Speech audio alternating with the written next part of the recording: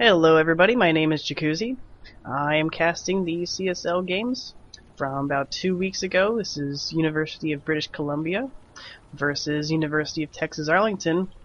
This is game 1 here on Metalopolis. We're seeing a Terran versus Zerg versus University. We are seeing University of British Columbia's Saikou up against University of Texas Arlington's Cheeseblock. Yeah, a little background information on these players. Cheeseblock is the #1 Terran on our team. He's about 3,200 masters. He's a member of the team ESP, which is a small local team for StarCraft players. And then down here we have Saikou, who's our Zerg. He's also about 3,200 masters. He plays for British Columbia, as you know, and he also plays with the player Complexity Gaming's Fire Zerg, who is a pretty dang good Zerg player. So anybody that gets lessons from a guy like that, it's definitely somebody you're gonna have to worry about.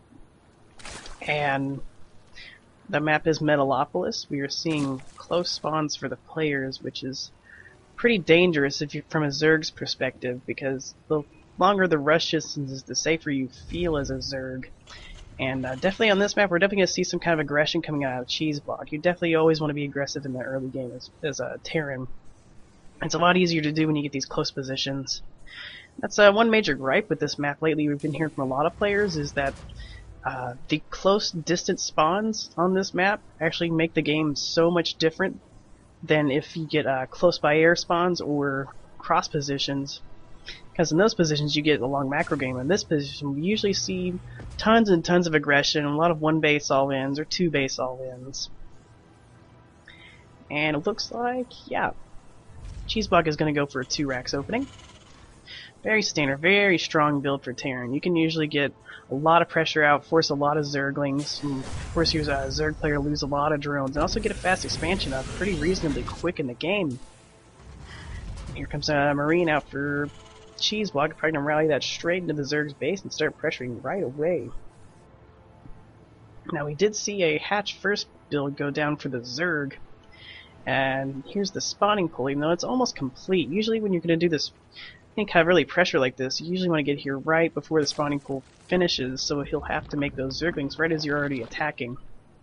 And it looks like, from what we see right now, the Zerg player is gonna have plenty of time to hold this off. Yeah, Cheeseblock's going to bring 2 Marines, about 3 SCVs, maybe 4 SCVs. Of course, Saikou's very well aware of this. He's going to come back to his base. He's already got 6 Zerglings on the way. Probably going to make a few more, just to be safe. There's a Spinecrawler going down for Saikou. Patrick going to try to play in a bunker, it looks like, or a barracks now. Yeah, he's going to make a bunker. Even though Saikou is pulling a lot of drones right now, very smart to do that, because drones do move faster than Marines. Yeah, he will clean these Marines up pretty easily. He's got plenty of Zerglings mixed in with those drones to take him down.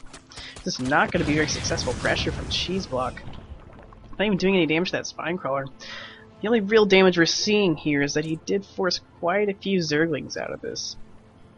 Unfortunately, though, Cheeseblock had to sacrifice a few drones with that, or a few SCVs with that push. So we're actually seeing a 1 drone differential in the Zerg's favor. And Saikou here keeping his Zerglings at bay, watching the Terran's base, seeing if there's any more attacks incoming. Meanwhile at home he's droning up pretty hard. He's got 4 drones on the way right now. Patrick's going to be very safe for now with the 2 racks build and the 4 Marines here at the front. He's also got an expansion going down, very smart to do that. He's going to have a factory, he's going to get some tech up, most likely going to go for siege tanks. It's probably the safest thing to do at these positions. Just in case you see any Baneling aggression, that'll the siege tanks will help hold off the Banelings.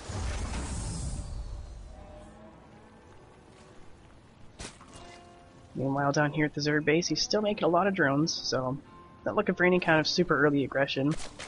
Really no reason to do that. I mean, the Terran's pretty walled off here. I mean, you're not going to bust this with just Speedlings. You're going to have to get some Banelings if you want to break that down.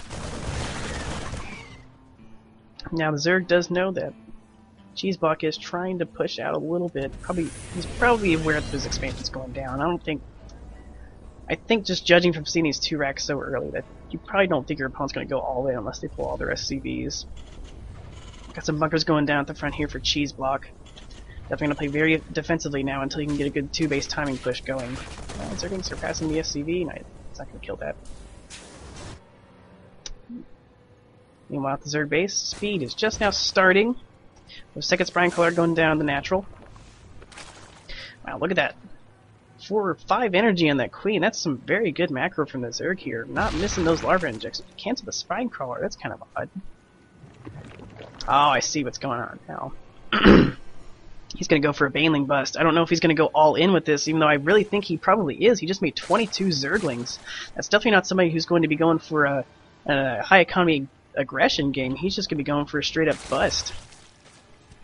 Now the question here, will Patrick be ready for this, and is he even aware of it? Has he scanned the Zerg main at all? I don't think he really has. Now he has. Oh. Seeing some Zerglings, taking care of those. Run the Marines up. Only thing Cheeseblock's going to see is some slow Zerglings.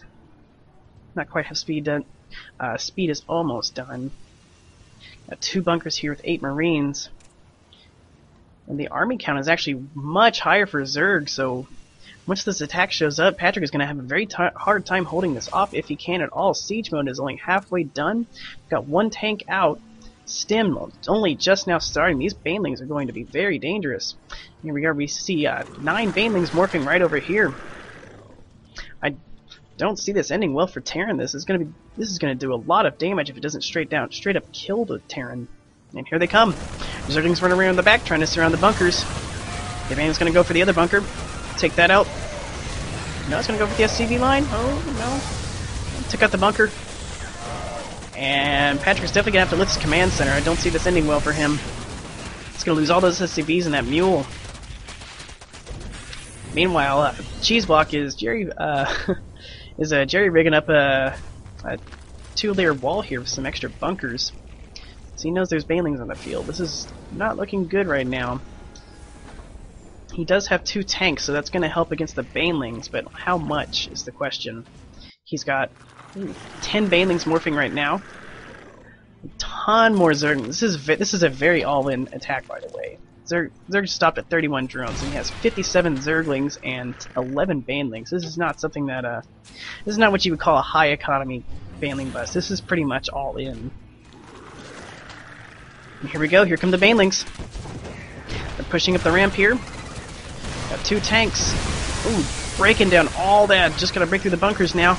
Got plenty of Zerglings. Oh man, he's gonna surround those tanks. SCV's gonna have to come down off the line.